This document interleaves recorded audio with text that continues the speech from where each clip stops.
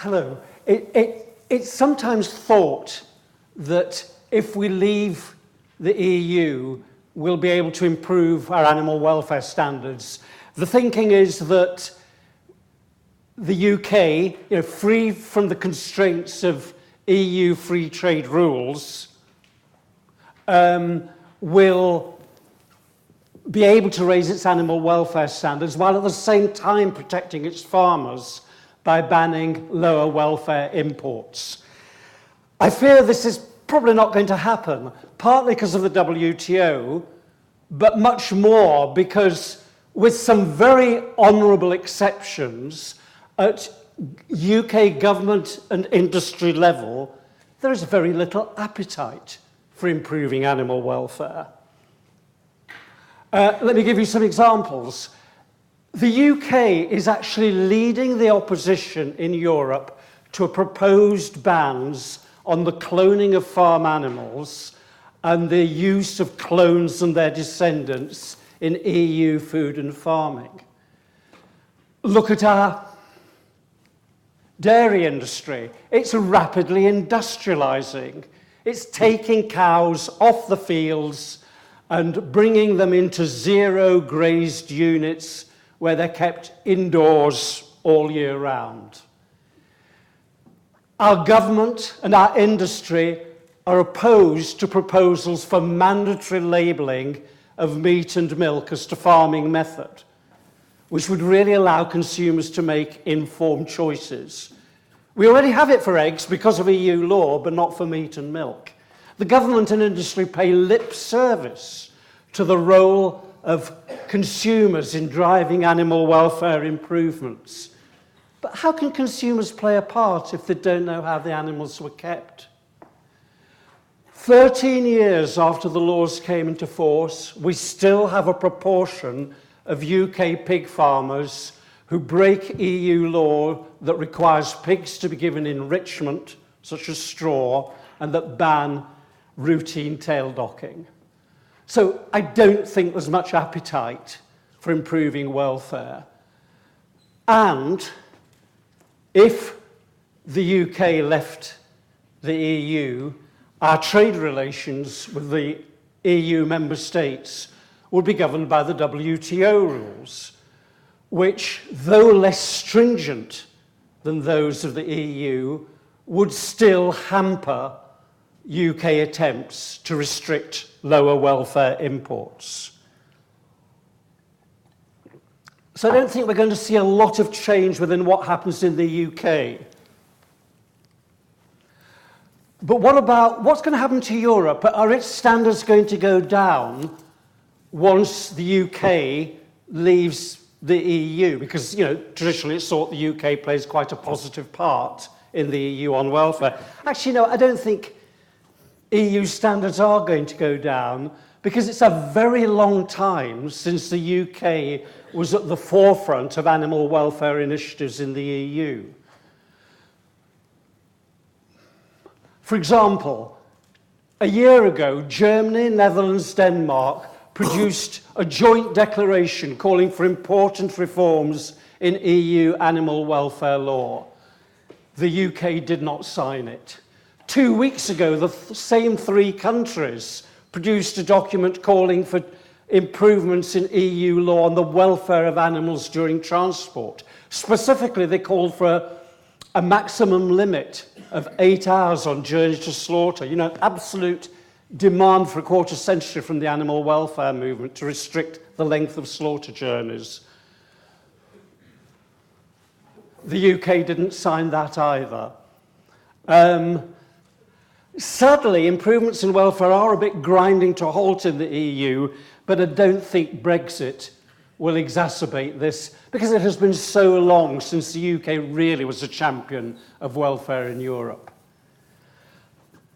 Rather than Brexit, I think other international developments are going to be the key factors in determining the future status of animal welfare. TTIP.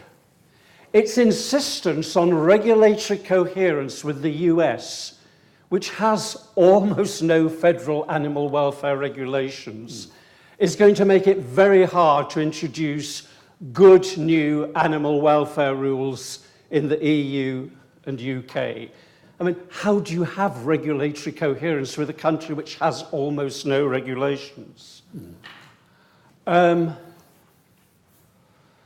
almost 50 years, in fact, just over 50 years, since Ruth Harrison produced Animal Machines, which first revealed the horrors of factory farming. Now, more than ever, animals are treated like machines.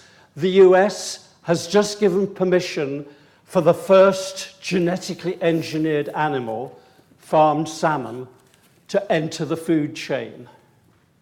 So we've got agri-tech, part funded by Innovate UK, cloning, genetically engineered animals, gene editing. All these are poised to launch a ruthless new generation of factory farming.